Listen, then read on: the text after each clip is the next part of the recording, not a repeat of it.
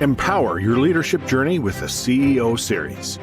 Whether you're at the gym, strolling, or commuting, our impactful dialogues with world-class leaders are just a click away. Immerse yourself in the minds of visionaries shaping today's most influential companies and innovations. It's not just an interview. It's a masterclass in leadership. Don't miss out. Available on Apple Podcasts, Spotify, and major streaming platforms.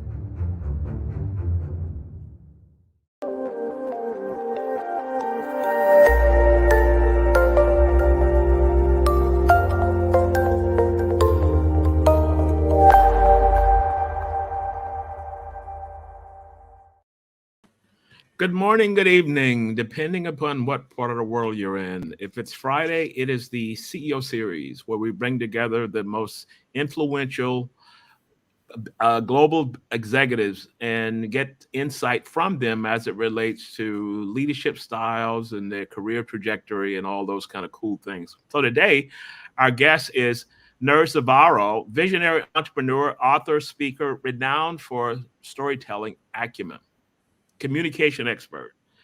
His teaching on storytelling has influenced CEOs and founders across the globe. He just came back from a trip like around the world doing a whole lot of cool things. His new book called F the Slides, which we'll talk about, continues to shape the future of business communication. And with that, I want to introduce to you Nir. How are you, man? Good. How are you? Thanks for having me. I'm glad that you're here. You know, I was looking through LinkedIn and I saw the book, and I love the title of the book, F the Slides. And the reason that resonated with me is because I go to conferences and I go to business meetings and people just slide, slide, slide. People are on their phones, not really, paying attention. So I wanted to start it off as we always started with talk to us through your career journey. How did you get to be this communication expert from starting from, say, university or even growing up in Israel? I think you were in Tel Aviv now. Yep. I'm in Tel Aviv. You know, when I was in the fourth grade, my teacher invited my parents and said, he's very nice. He doesn't listen, but he can write. And we had I come from a very non-religious house and a non-religious school, but you have to study the Bible. And I love the stories. So they would ask us to write essays. And you had to do 2 pages. And I come back with 7 pages of a story about David and Goliath and my version, my take. And on the 4th and 5th and 6th grade, I would read them out loud. And I love that. And the second thing is through high school, when we started to promote parties to get in for free and get free drinks as teenagers, but don't tell anyone, I realized that the big business for this, the networking, happens in coffee places. And I love coffee. So I would spend most of my high school years sitting in coffee shops and talking to people, and they'll tell you their stories. Okay. That's how I started. And it started from there. And then when you went to university, and I'm sure you come out of there when you get a corporate job and you work through this. What started the writing process? So you talked about, loving that as a kid coming up. How did you transition from corporate into where you are today? After the army, I started traveling, and I would take notes of my trips, my journeys, the people I met. And I thought someday I'll write a book. Like you start to collect all these things, these adventures, the weird people you've met along the way, the parties you never thought you'll go to, the serendipity of life traveling, Australia, Thailand, New Zealand, and stuff. I left with $1,000, hoping I'll survive the first month with the budget. I ended up traveling for more than 9 months. And looking at those notebooks, I said, okay, there's something here. When I got back, I went to college to study communications because I thought I'd be a journalist or something like that. That in those days, it was a big thing, right, to be a journalist. And I soon learned that sales is always my passion. And when I went into sales, we started to sell snowboards because I loved snowboarding. I started to sell snowboards in Israel, which has 10 months of sun. So if we can sell snowboards, trust me, I can sell anything. And that's a story because I realized we're not selling the snowboard. Nobody cares. Yeah. What you're selling is the feeling on the mountain. Once you understand that, is important. How do you sell a feeling?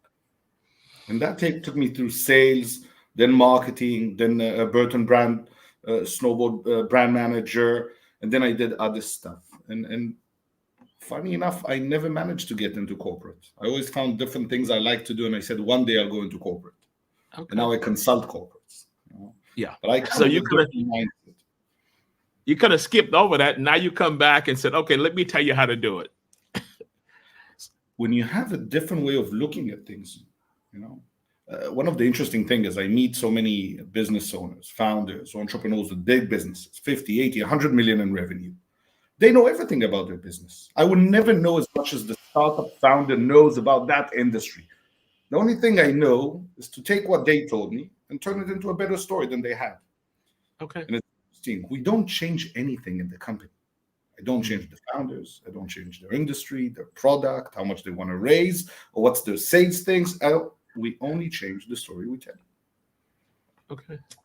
So you mentioned raise as in investors, and we're trying to bring investors in. So let's take that angle and work through that for a second. And I've sat in on these pitches before, and they go through slides and slides and slides. I worked for Xerox in one of their consulting practices at one time, and we had slide decks. It was 120 slides, and it was mind-boggling that you could try and hold someone's attention to a slide. And this is what caught me when I saw your book. So as you talk to and I'm going to say educate and guide these leaders, what are some key points of storytelling? Because normally we think in business, we think of bullet points. We say 3 bullet points covers this topic. Then we go to another slide. So I think our main mistake is we became so reliant on slides. And why? Because they became the crutch. So we don't need to prepare. What's the first thing we do when we need to present to the boss or to present to raise capital? The first thing, we open a PowerPoint, Google Slides, and we say problem, solution, budget, the roadmap. This is the way we are wired. Yeah. Which I say, okay, I get that, but it's not the right way. When I started startups, I was invited to mainly help them with marketing because I've owned a marketing agency for the last 13 years. And I would come in and work with their marketing strategy and so on. So we want to talk about content. And the first thing I would ask is, what do you do? And I couldn't understand. So I figured out that there's a bigger problem here. If they cannot explain what they actually do, there's an issue. And they would start arguing between themselves. Then we would go to the demo days. They get a few minutes to pitch. They have very nice slides. And at the end, I'm not interested. I'm not inspired. And technically, I'm out. And the next round I went to, I said, I feel there's a problem. Let's try if we can fix their pitch. And in order to do that, I need to understand what they do, how they do it, and so on. When we started to do that, guess what? They came with beautifully designed slides.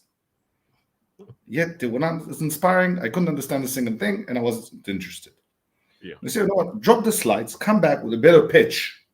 Yeah. Right? We have this mistake of calling it a pitch deck. No, a pitch. I'm pitching. Yeah. They would come back 2 weeks later, and guess what? They had nicer slides, but they still didn't have a good story.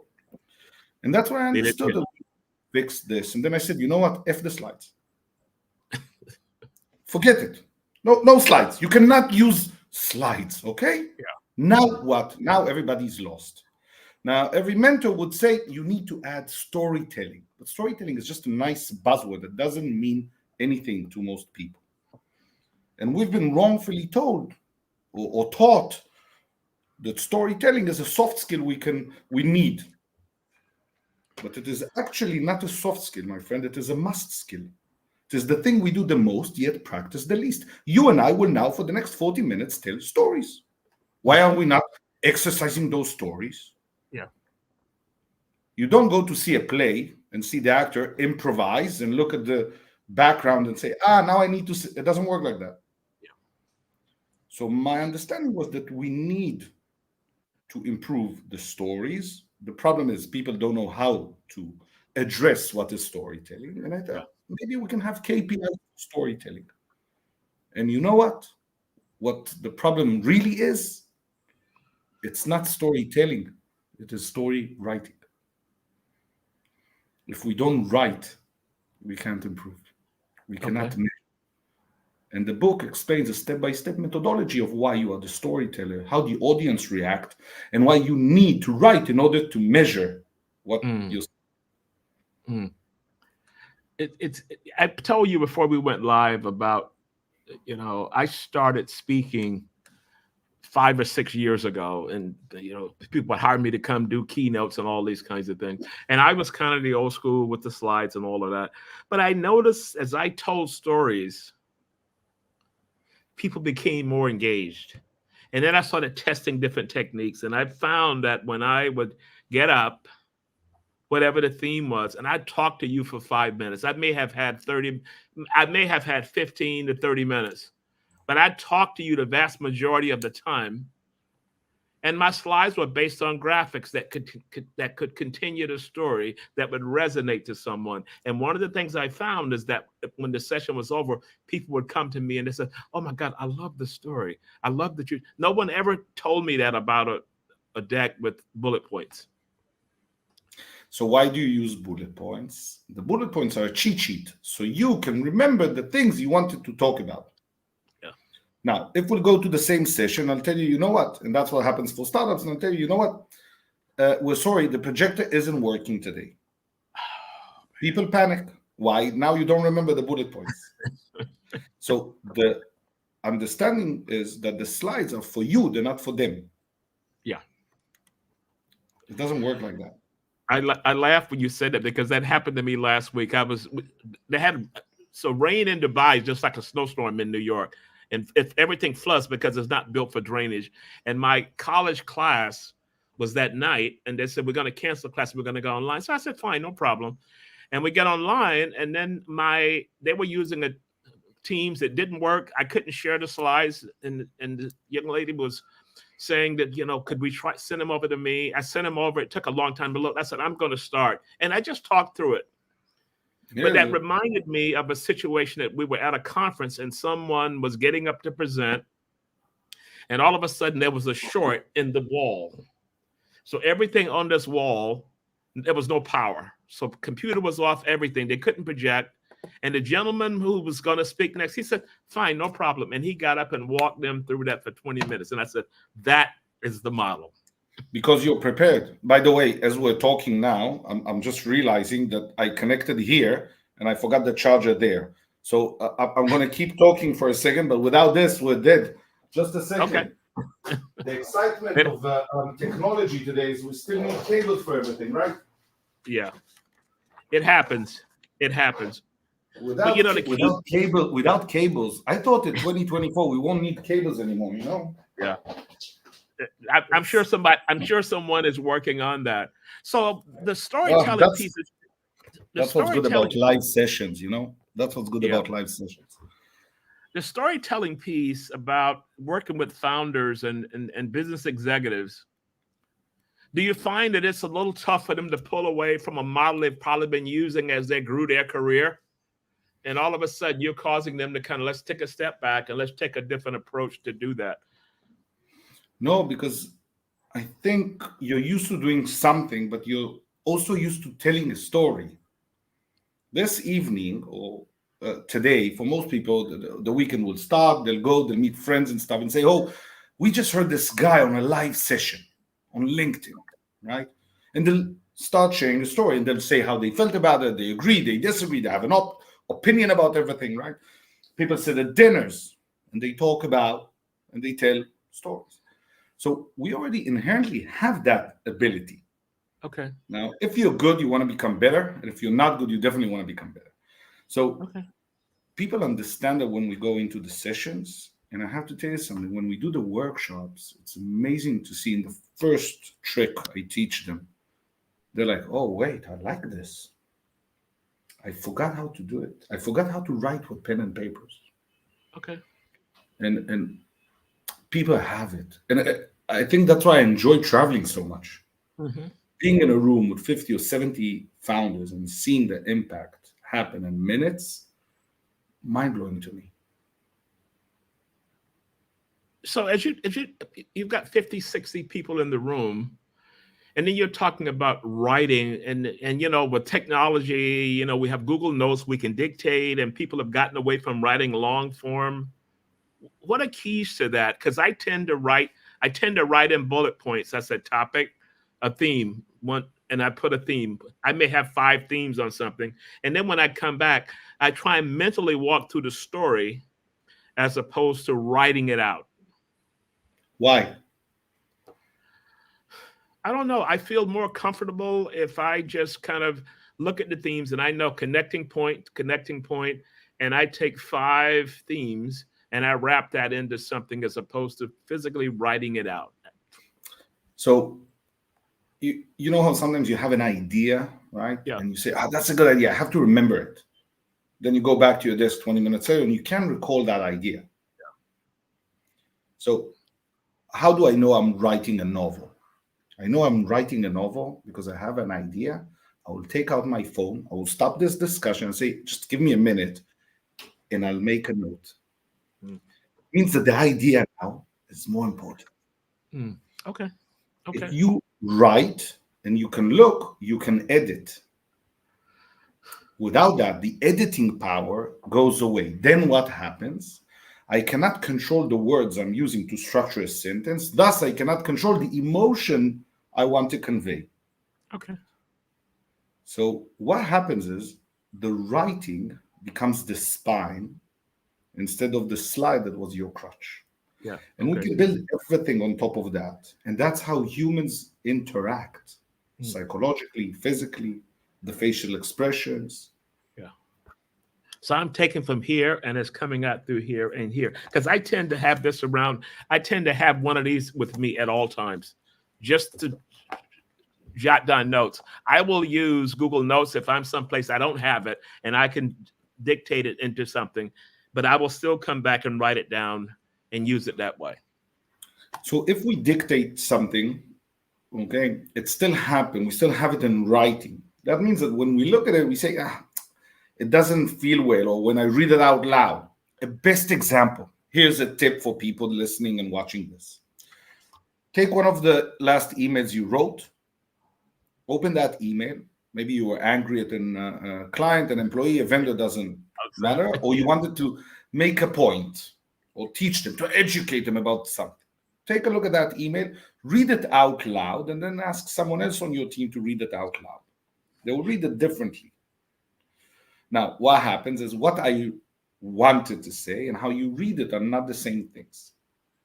Okay. So the emotional aspect is subjective. What if I could control, if I'll ask myself when I write the email and I read it out loud, does this actually mean what I want it to mean? And then crafting the words and the structure of the sentence sounds differently. Okay. Because when the other side would read it in their mind, they're reading it out loud, right? Okay. And I think that is very important.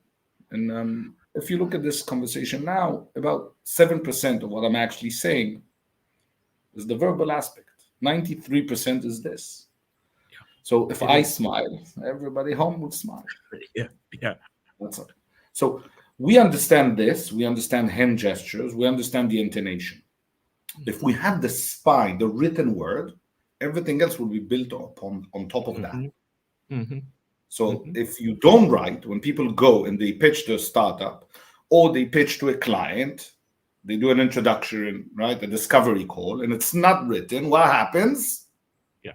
They're improvising. Yeah. And that's what we're for. My technique for that is that I call it putting it to sleep. Not so much of having someone else to review it, because I have a small staff, but my way of, I put it to sleep and then I get up and I read it again. And then I may read it again, put it to sleep, and I keep going back. So reflection, does reflection work? So if I go in and do the pitch for the entrepreneurs and I'm trying to raise some money, first round, second round, or whatever it is, do you suggest in the storytelling space to come back and do an analysis of that? In other words, what worked in that presentation? What didn't work? What questions were asked that I wasn't able to respond to? How do I get better for the next one? Yeah, listen, my workshop is structured in a certain way. It's 180 minutes. So I know how many pieces and how many minutes I'm speaking here. What's the exercise we're doing? Then how do we wrap up this session and everything? I record the sessions. And the reason why I do it is because I need to look at what I've done exactly the way I planned, what didn't come out. If I said something accidentally that I didn't plan on saying, or I missed some points. In every workshop, I'll have 2 or 3 points that I'm improvising, but I'll write what I want to check. Same as a stand-up comedian. Okay. It's the same way. And I know that every session does 3 things. But when they click, I feel that in the moment. Now, the workshop I had 6 or 8 months ago resembles some pieces of what I do now. It's changed so much.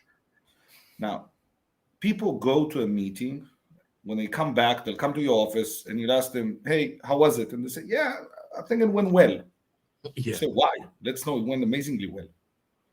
If I know I ticked every box, I said exactly what I wanted, the way I wanted it, in the right place, I controlled the emotions I'm conveying, the experiences, the whole structure, and there's a way to do that. I know exactly. I hit all the notes. Okay. Most is that a hard? Will improvise because then writing is a commitment. Okay. Is that a hard concept to sell to if I'm a tech entrepreneur and maybe I'm going to say people skills are not sharp?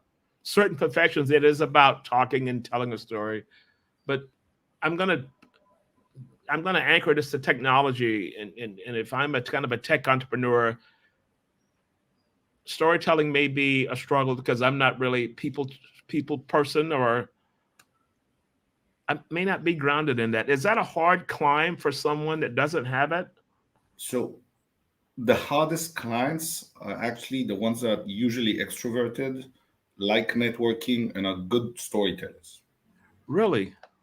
Because they are the ones who believe they're really good at what they do. So it's the 80-20. Yeah. But when I meet 2 or 3 years ago, we worked with a guy, Russian accent. He's 29. He has more degrees than probably all the people listening to the show together. Amazing guy. I couldn't understand a single word in English, nor can I understand what he's actually doing. It's so complicated. And at the end, when we started to work together, he said, listen, my product is amazing. I need to get it off the ground. This is where I'm lacking. I'll do anything needed. And if you would have heard him 6 hours later, when we finished the sessions, that was probably 10 days maybe. So we do a back and forth of 30 minutes, 40 minutes each time, improving the story, working on the concept. It was a session with an accelerator at the end. There's 20 people on the Zoom call clapping and mute. Wow. And some guy told him, listen, I've been with you in this accelerator for 3 months. That was the last week. It's the first time I actually understand what you do. So what was the key to that? I mean, we can talk theory and whatnot. What do you think the key to connecting point was for this gentleman to move it to a different level? Yeah. The 3 types of conversations we need to have in business, in my opinion. An engineer talks to an engineer. An engineer talks to a VC that might be versed a little bit in the business or the industry. And an engineer talks to a stranger in a bar. Okay. Now, I do marketing. I don't understand the complexities of what he's trying to explain. I will never understand his business. Yeah. Even worse than that, when he explains to me, I don't want to ask questions because I feel ignorant or a bit dumb. So as the audience, I close up. What we do here, and it's explained extensively in the book, is we need to look and how to create a short story that people understand and not a 20-minute explainer about your business. Because in 20 minutes, I won't learn more. I'll just feel more dumb and more confused. And I'll probably shut down within 60 seconds and then I'll waste another 19 minutes of my life. So how do we create an actual, like in a demo day, a 3-minute pitch, what I call in the book, the trailer pitch. I don't need to sell you everything. I just need to be interesting enough for you to want to know more. Okay. And what we created there was the first 30-second of what's a good hook. And in the 30-second, I need to understand what you do and where you're at.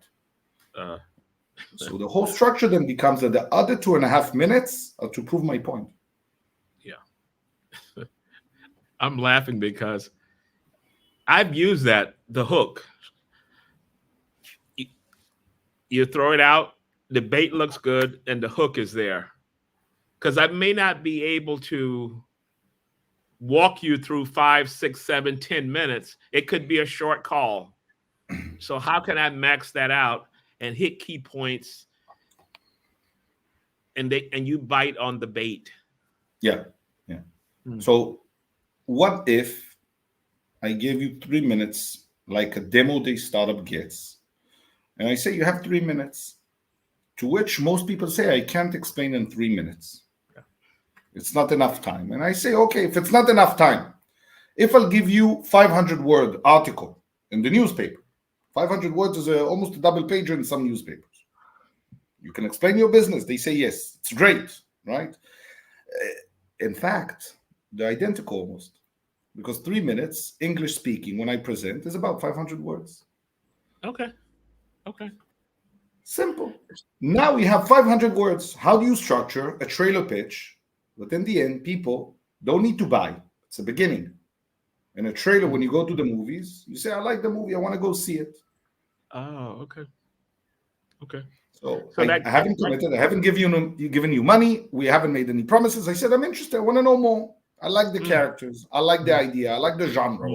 Whatever. Okay. That short pitch, and for someone to grasp that, so you think about the 500 words. This is where the writing comes in, because the writing is going to cause me to condense. And I know on some website, I don't know whether it's Instagram or Threads or whatever it is, they have a word count, and the word count says you're over in the red, and then you've got to shorten it. And I find that every time I use that, it makes a lot more sense, just because I went back and I was forced to kind of shorten the space of that. Yeah. So a good friend of mine probably has presented by the time we're having this session now. He came up with a draft. They gave him 15 minutes to pitch. And I said, that's great. You get 3. He said, no, they gave me 15. I said, I understand. So I asked him to write everything he wanted to add into the story. He came back, this 1,200 words. Now I say, great. Now we can sculpture. Write more. We can always edit. In the book, the writing is the easy part. Okay. Editing is the hard part. And when I did the first novel, it felt okay. And then the second novel, it felt completely different. The editing took me 1.5 years. And that's so many different complications I can't even tell you.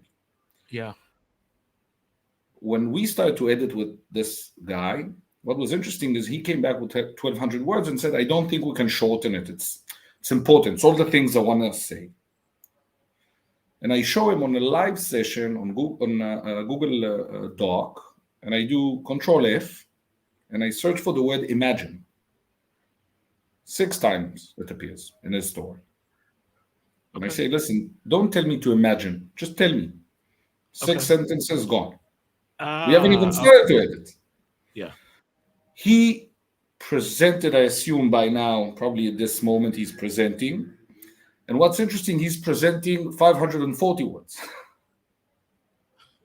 That's close.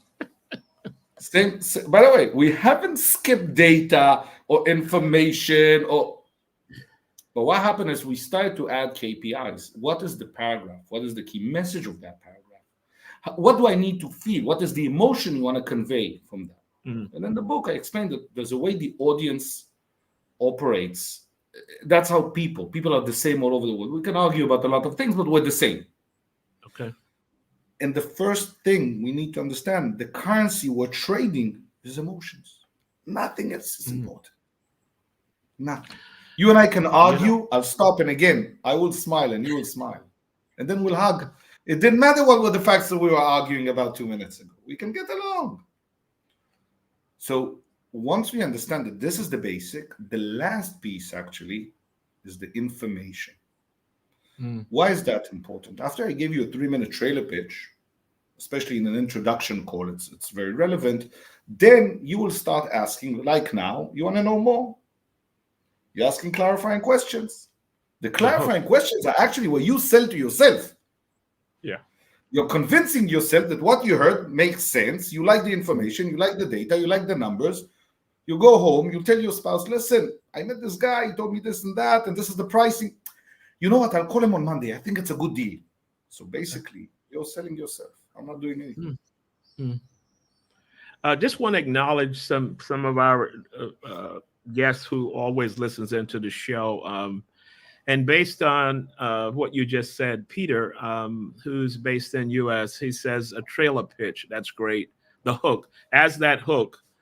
And because when we go to the movies or we see an ad for a movie, it's only going to be maybe 60 seconds or whatever it is, but they cover key points in there to say, you know what, I'd be interested in finding out more about that. John Self, who's another frequent listener, his first job was a writer for newspapers. It's been so meaningful for my career because it is the birthplace of my love of ideas. Jim Moy, who's a big attorney in DC, said, good points. Folks are so worried about the written word over conveying the concept and idea. It is educating versus strictly conveying information. The information is not the main. Yeah. We got everyone there. So, what you're saying is so important because of the fact that I read an article, and we spoke about this earlier, that Amazon says no PowerPoint in presentations, senior level. So it's about writing this story or writing a case study or whatever it is, and everyone reads that, and you come in and you kind of either defend it, kind of like a summation of a trial or whatever it is. What are your thoughts on that? Because a lot of companies are trying to move away and bring leaders into more of telling the story behind it. So everybody comes back to me with this. The only example on the planet that people have is Amazon. Amazon. Now I'm going to share my thoughts, but just so you know, I self-publish, so all the printing goes through Amazon. So if they don't print it anymore, I'll come back to you. But what they did is take a company that's, let's say, a competitor and said, don't use their product. Let's take out PowerPoint, right? And then they needed to solve this a certain way. Now, the way they solved it was they said everybody will sit together and they will read the case study or the information. Okay. Now, what's the problem here? If everybody there, let's say there's certain business level, certain professions and stuff, that means that for the 15 minutes they have to read, we're spending $1,200-$1,500 on staff. Yeah. So, and they trust me, I know a lot of people that work at Amazon, they have a lot of meetings. Yeah. So that person prepared the 6 pages, everybody read it. Every meeting costs us thousands of dollars for no purpose, for people who don't necessarily need to be there. So listen, you want to improve your storytelling? Great. One person pitches 3 minutes. That's a soft skill. No, it's a must skill. Everybody needs to do it. Okay. Nobody's going to go home and tell their spouse, honey, we had such a great meeting. I read for 15 minutes. I improved my reading skills. No one, it doesn't care. They don't care about it. But if I'll teach people how to do a concise story, they will become better at everything they do. Now, if the meeting structure, and I work with some CEOs today with their sales team on how to structure those meetings, and we go in and someone presents the trailer pitch, then we have a round of Q&A, then we have a conclusion, then there's a decision. In 30 minutes, I can do everything based on this. By the way, I'm a member of EO, the Entrepreneurs Organization, where there they have a reflection. We have to reflect on your previous month, and that is usually 3 to 5 minutes. I teach entrepreneurs how to do the whole reflection in 2 minutes. That means you only read what is written. You cannot improvise. Once it's concise, you have to choose every word. And a word has a meaning. That meaning is connected to an emotion. Okay. And then I will be able to understand what you're saying. Saying, you know what? Okay, I like this. I understand this. I can help you, and so on. And remember, my big belief, and that's why we're now implementing the book in curriculums all over the world, is that I believe that if we teach the younger generation, students Yeah. and people, they're implementing this into their day-to-day life. And you know what? Some of them will become better storytellers at the pub and the bars, which, by the Yeah. way, that's where you meet the best storytellers. That's a good starting point. Just sitting around, as we used to call it in the US, shooting the shit. You're just sitting around just talking and chatting. So I I've owned 4 bars. That's why I allow myself to say Yeah. 2 things. That's where the storytellers are. And secondly, when you have a drinking problem, it's cheaper to own the bar. It's But cheaper to that's own the bar, yeah. So I also want to do a shout out to Jose Pinto, who was one of my clients at Sands Casinos in Macau. So I spent a lot of time in Macau doing leadership development for his firm there. So, and he was also a prior guest on the show. So Jose, how Mm. are you? Thank you for being here. So as you're working from the student level, now we're embedded in a college. We're working from the org level inside of an organization. Where else could we use this kind of skill to max out either it's selling an idea, whatever it is? How? What other key points could we? uh, I'm going to say demographics. So we got students, we've got CEOs, C-suite, we've got founders. What else? Is this important for, say, high school? That we go back to high school and maybe start something from there, or I believe that we forgot how important it is to convey the messages. And that is done through the storytelling. The storytelling is done through writing. Yeah. And as we progress now, everything became so visual that for most people, they can consume. It's getting harder to create certain things. Okay. And even visual storytellers use at the end a storyboard, right? So Storyboard. everybody needs to implement that. And Yeah. sometimes you argue with your spouse, your kids, your friends, and someone says, you know what, I got it, shut up, I got it. You don't need to repeat yourself. Yeah. Repetition is an important way of how we communicate. Mm-hmm. So when we pitch, there's a way to structure repetition. Mm-hmm. But if I'm improvising, I don't know. What if there's a way to be more concise to get my point across faster? I don't know. Mm-hmm. I need to practice. So same way as I run every day, and I will never win a competition. I'll never Yeah. win a marathon anymore, most Yeah. probably. Never win the goal. Exactly. But it's exponential where I was and where I am. And every day when I keep practicing, I will get better and better. Mhm.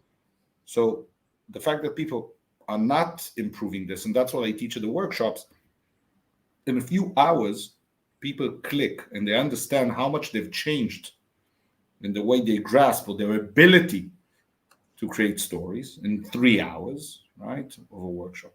So what happens is people say, wait, I can go from a couch potato to 5K or 10K in 2 months. Amazing. They can Yeah. become a better writer in like 30 days. Mm-hmm. Mm-hmm.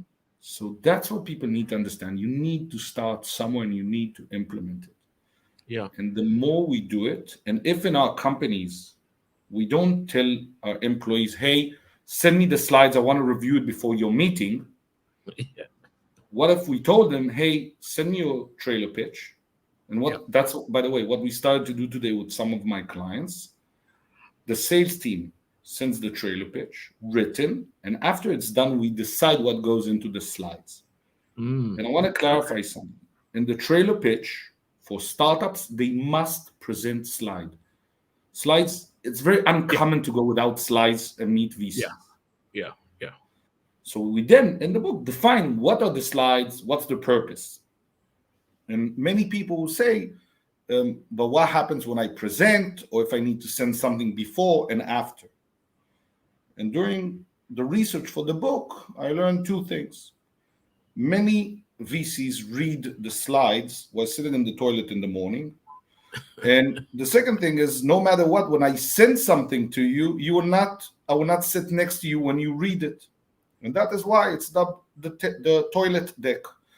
And that's the one that needs to have more text. It needs to be more elaborate. Why? Mm. Because when we have the trailer pitch, I am the presentation. Okay. I'm Okay. of that, it's something different. And again, during some of the work with bigger companies and sales team, we work on the discovery call, for example. Then we have another type of pitching, another type of slides. There's a different structure to make sure that the whole session wraps up where people say, you know what, there's something here. We Okay. need to move forward with it. Mm-hmm. And we just Mm-hmm. won two big bidding competitions in Europe last week, which we've worked with the team for 6 hours. Really? So, Yeah. for people that's listening in, are you running webinars or something like that? Are this courses available for someone to just say pay and log in and go through the process, or? Yeah. So what's happening now is for the last 12 months, I gave up my apartment. I've been traveling. So I've done 53 locations, 40 countries, from Brazil to Australia, from South Africa to London. It's been crazy. When you and I started to talk, I was, I think, back in Israel. Then I was in the US. Now I'm back in Israel for 5 days. I'm switching from winter suitcase to summer suitcase, and I I'm know. speaking at 3 events in Australia next week. So I'll be in Sydney and Adelaide and stuff. We do the workshops in two formats: is physical and online. And then there's specific work with teams or VC or companies according to what they need. So whether raising capital, improve their sales funnels, Okay. and so on. So that's a big thing. Hopefully, May we're launching the first live cohort. In August, we're going to launch Stook, which is a story and a hook, and that will be the platform where people can actually work on the whole methodology, build their story. They can structure everything, and it's been a long time in the making, and it's very interesting to see. So that's going to be online, so people can access that for a fee or whatever it is, and Yeah, go through the that'll be process. that'll be a SaaS platform where you can actually write your trailer pitch, share it with your boss, get feedback, later share it with your designer, and you can also record. That already is interesting to see, because we're piloting it where people read everything and they record, and then they can view themselves to improve. And that's something we don't do enough today. Yeah. Yeah. There's so much you're talking about here, because this is such a big issue today.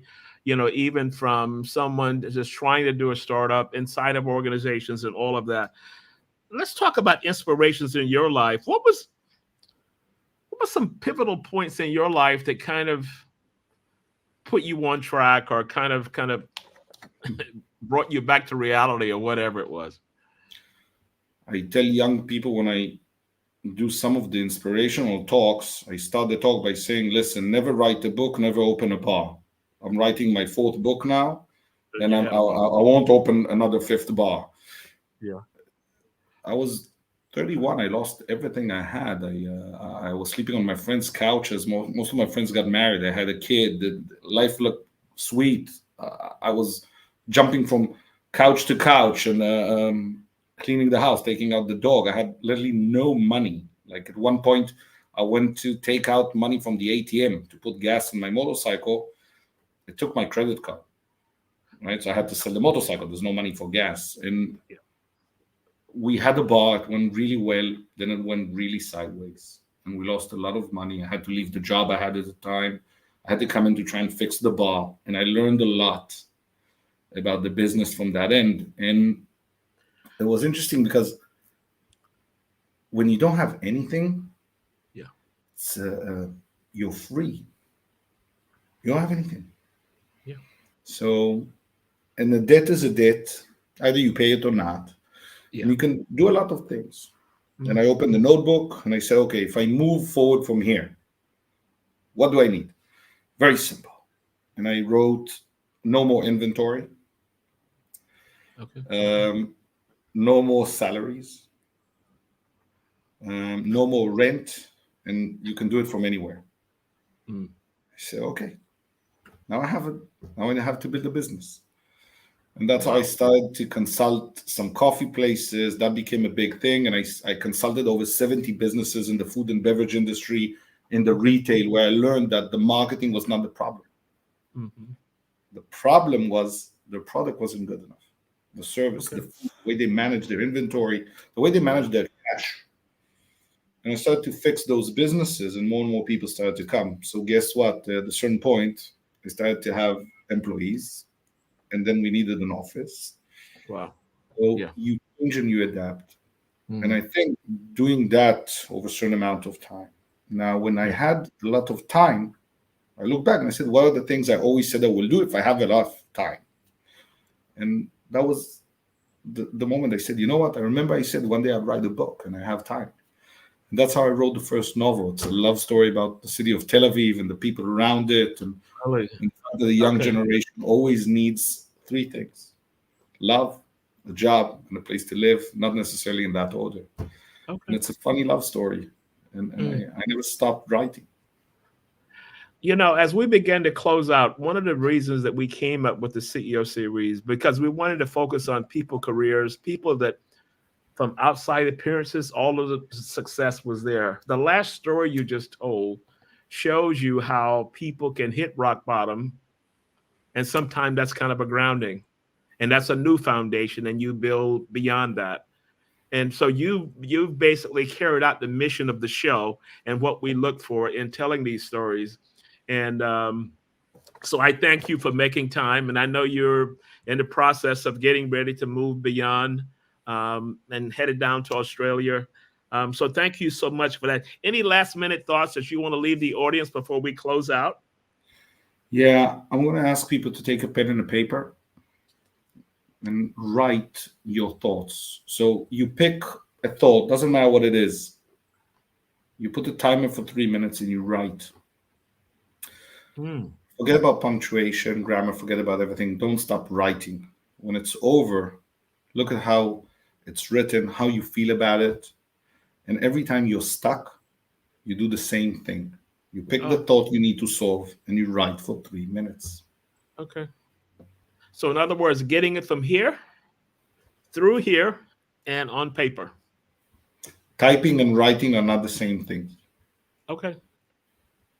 Old school, so to speak.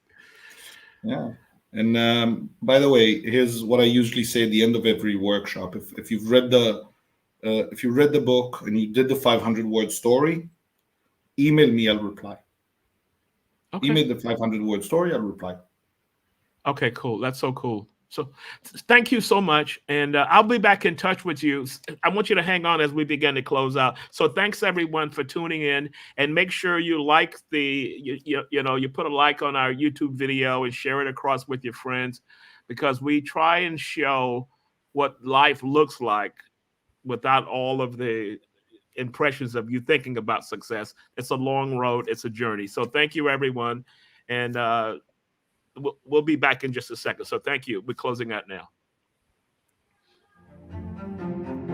Take the CEO series with you anywhere, anytime.